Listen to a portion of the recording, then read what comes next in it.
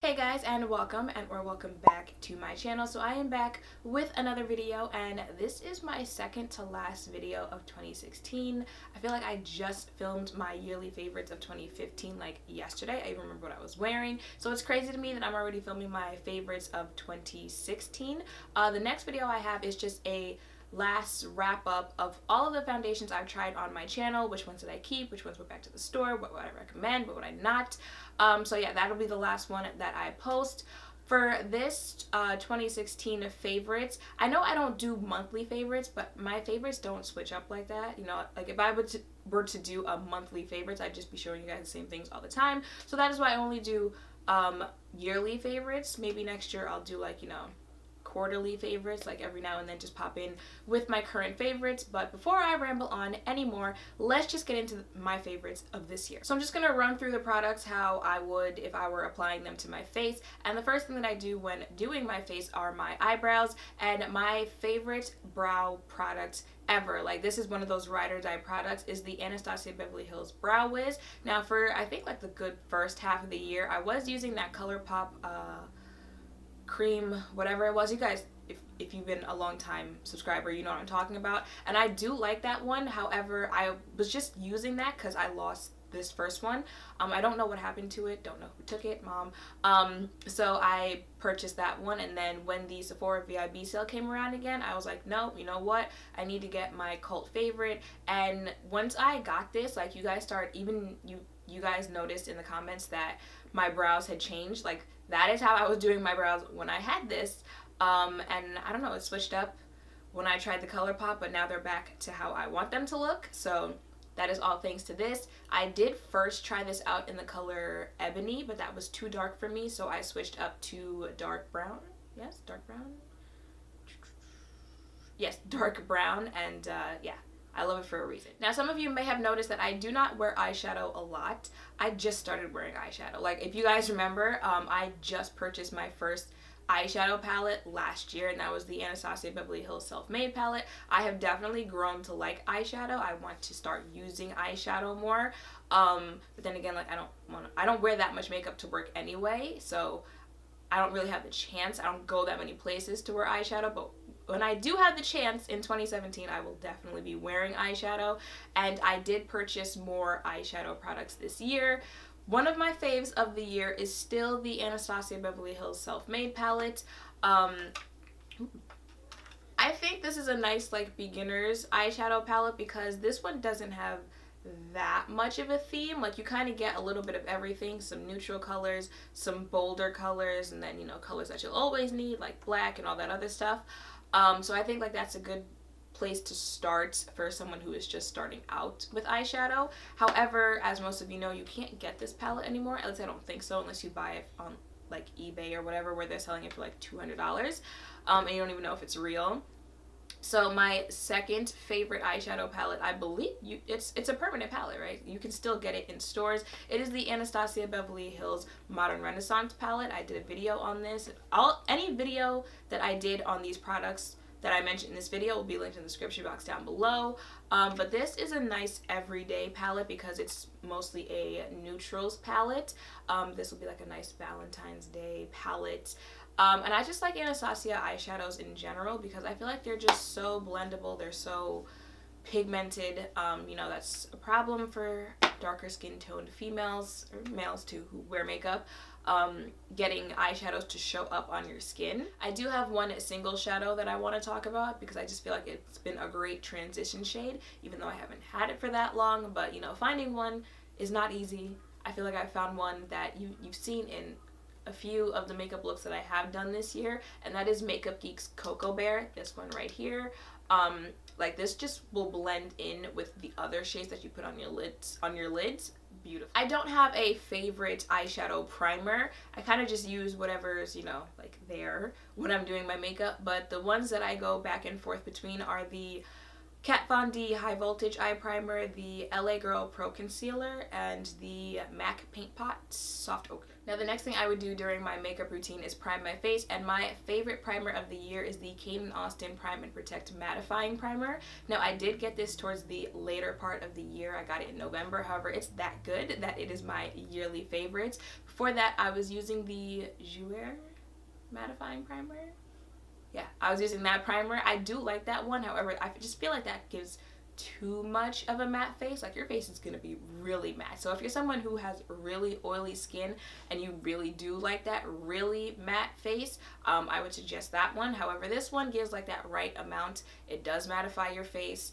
And like I mentioned when I showed this in the first video, for anyone who has like rosacea or like that like really red showing up in your skin, this does a great job of blurring that. So the next part of my makeup routine would be foundation, and unless you're new to this channel, you know foundation and I have a love-hate relationship, but mostly love because I've tried just about like what 15 this year. A big part of my channel is trying out different foundations. It can be harder for darker skin tones to find foundations, so you know I figure let me do this for people who can't go out and try 15 foundations a year. I found some that I love, some that I hate. That will be what the next video is about. However, for this yearly favorites video, I have one that might just be like an all-time new fave, and that is the Becca Ultimate Coverage Complexion Cream. This is in the shade Mahogany. I have gotten a couple people who have said, you know, try going up a shade. Yeah, up a shade in Mink. I am going to try that because, you know, if you do watch when I apply this, it does look a little dark on my skin tone. Maybe this is like a summer color Mahogany, so maybe like the next shade up might be like a winter color. However, I absolutely love this foundation, would absolutely recommend it. It gives a nice satin matte finish. It lasts for like, as you guys know in the foundation hunt videos, I do not apply other products when I'm testing them out. This had one of the best holdups throughout the day. It does not have like that orange red undertone that companies seem to think every darker skin tone comes in. So yes, absolutely love this foundation. Now another foundation that I'm adding to my yearly favorites is this NARS Velvet Matte Skin Tint. If you guys know, I purchased this for my college graduation because it was outside. It has a broad spectrum SPF 30 sunscreen in it. That is the only thing that keeps this from being like an all-time favorite of mine, because it does have like that flashback when you take pictures. I took pictures as the night went on during graduation and there was some, you know, flash in there. However, this foundation with other foundations, like for a good 2 months, I was adding this to every foundation that I tried. Every foundation, and it worked with like every foundation that I tried. I tried it with the Anastasia Beverly Hills Stick Foundation, the Maybelline foundation. Like, adding this was just a bonus. So as a foundation itself, would this be in my yearly favorites? No. However, this with other foundations, absolutely. And I just have one honorable mention that I want to make for foundation. That is the Kat Von D Lock-It Foundation. Now the reason it's an honorable mention is because I just tried this like last week or a week and a half ago. I really did like it. This is what's on my face today. This is what it looks like with a full face of makeup on. Let me know in the comments how you guys like it. However, I really like this foundation. It's the first full coverage foundation that I've ever been able to deal with, because it is also lightweight, and all the other stuff that I mentioned in that video, which will be linked in the description box down below. It deserves an honorable mention, and you will definitely be seeing this in my videos in 2027. So the next thing I would do is conceal my face, and for that I have two concealers to show. One is another one of those cult faves. It is the NARS Radiant Creamy Concealer. Before, I was using it in the shade Cafe, and that's more of a, you know, just concealing shade, but this year I picked it up in the shade Amande. That is more of a highlight shade, and I used this for like the first 7, 8, 9 months of 2016, and then I finally tried the, what is a cult fave for some people, the Maybelline Fit Me Concealer, which might be a cult fave of mine in the future. We're still getting there, we'll see. But yeah, I picked this up in the shade Cafe. Oh, funny. I picked it up in the shade Cafe. I really do like this foundation just because the NARS foundation, this concealer, just because the NARS concealer is a bit warmer and this has a cooler tone. So when I do wear foundations that are too red, or not too red, but like, you know, a little bit more on the red side, kind of like the Becca, I like to use this concealer because it kind of balances out the warmness of the foundation on my face. So these two, yearly favorites. So the next thing that I would do to my face is set it, and to do that I use the Laura Mercier translucent setting powder. This is a cult fave of many, mine too. I don't know, I feel like I really don't need to explain at this point why it is a cult fave. I'm sure you guys have seen hundreds of videos of people using it, explaining why it's so good, but I'll just keep it to, it'll keep your face matte. For darker skin tones, like finally you have something that won't give you like that white cast. I was using it with the Sacha Buttercup because I didn't really like the Sacha by itself, and then I stopped because I was like, even with the Laura, I wasn't really caring for it. I did pick up the RCMA No Color Powder. I don't know where it is. So I will be doing a video on that to see if, you know, if anything can replace this in my books, but for right now, no, it cannot. Yearly favorite. So the next thing I would do is contour my face if I am going to contour that day, and my yearly favorite is the Black Radiance True Complexion Contour Palette in medium to dark. Now I know I did say there are days where it does show up on my face and days where it does not show up on my face. However, this was the first contour palette that I felt really actually showed up on my skin tone, especially in the summer when I'm a couple shades darker. And there are days when it does show up. Maybe I'm just, you know, a little bit more light-handed on other days. I don't know. I do like it though. This is what it looks like. Don't mind the fact that it's broken. I already explained on Snap why it is. But you get this contour shade, you get this sculpting shade, and you also get a highlighter, and I also love the highlighter in this palette. It's a nice highlighter for every day. Am I going to try other contour colors in 2017? Absolutely. A lot of people suggest Makeup Geek, Anastasia, and MAC blush, so we'll see about that in 2017. So the next thing I would do is highlight my face, right? Can't do your face without highlight. I mean, you can, but in 2016 most people were not, and I was one of those people. I do like a highlight, even if it's a subtle highlight. Some days you might want to do a full highlight. But to do that, I would use the Anastasia Beverly Hills Glow Kit. I did a video on this, and the one that's a little bit more unusual, the Moonchild, because it has like purple, green, blue, pink. That one, it's cool for your face. I have used the pink as a highlight on my face. However, I use it more for like your lids and your tear duct. However, this one is the Gleam Kit, and this is what I use for a majority of the year. It has Hard Candy, Mimosa, Starburst, and Crushed Pearl.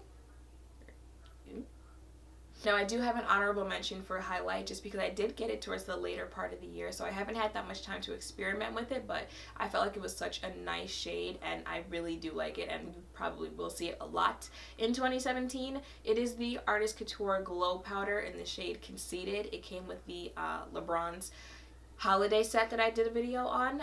LeBron is a very pretty color. If you have the chance to get your hands on it, I would certainly suggest doing so. However, I just feel like this is such a pretty universal shade on all skin tones, and I definitely am going to get this in the full size because this is travel. I realized I forgot some eye things when I was going over the eyes. My yearly favorite last year was the Too Faced Better Than Sex mascara, and this year my yearly favorite mascara is the Too Faced Better Than Sex mascara. I just feel like this is the closest you will get to natural, long, full lashes with a mascara than all the other ones I've tried. And my favorite liner this year was the Inglot Gel Liner in number 77. Just glides onto your eyes so smoothly. It makes it easier for you to do like a winged liner look. And like going over on this with a liquid liner after you've already kind of like set where you want your liner to be on your face just makes it a whole lot easier for you. And the last thing that I have to talk about are lip products. Just like foundations, you may have noticed that I love lip products as well. I have done several lip swatching videos. I even did all of the Kylie Jenner cosmetic shades. However, you might have also noticed that one thing that was big on my channel this year are that I really like brown shades on my lips, you know, as close, not neutral shades, like I mean like brown, like true brown shades. And I have 3 that you can pretty much find in almost all of my videos I'm wearing it. First is an oldie but goodie. It is the ColourPop Limbo. The next two I got in the later part of the year. However, ever since I got them, they've been in several videos. First is True Brown K by Kylie Cosmetics, and the last is Chocolate Wasted by Dose of Colors, which is one half of what's on my lips today. These three are just like true brown colors, especially on lighter skin tones. Like, it's really gonna be brown on your lips. For darker skin tones, it might look more of a nude lip on you, but they will most likely still look brown on your lips. Another thing you guys may have noticed is that I have really been digging the whole ombre, kind of having a lighter parts here in the middle of your mouth compared to the rest of your mouth thing going on. A good part of the year, and to do that I have been using Creme de la Creme by Caked Makeup. I did a video on them too to do that. So, you know, I'll apply like one of these brown shades and then apply Creme de la Creme in the middle. Of course, the day that I am talking about it, I didn't do that today. However, in most of my videos, when you guys are like, what's on your lips, you can pretty much bet that Creme de la Creme is one half of what's on my lips. Okay guys, and that's pretty much it. I don't set my face all the time, but when I do, I use the Skindinavia, the makeup finishing spray. I don't do it often, so that's why I wasn't sure if I was going to add it, even though I kind of just did. And as always, you know, the Beauty Blender, it's dirty, I used it to do my makeup for this video. The Beauty Blender, would absolutely recommend that you own one of these. But that's pretty much all of the stuff that I have loved throughout the year consistently. I feel like that's not that much, right? I hope this video won't be that long either. But yeah, that's pretty much it. Let me know what some of your beauty favorites for the year were, what things you want to try in 2017, what things you would like me to review before you try in 2017. Make sure to thumbs up, comment, and subscribe down below. Thank you all for watching, and I will see you in the next one. Bye!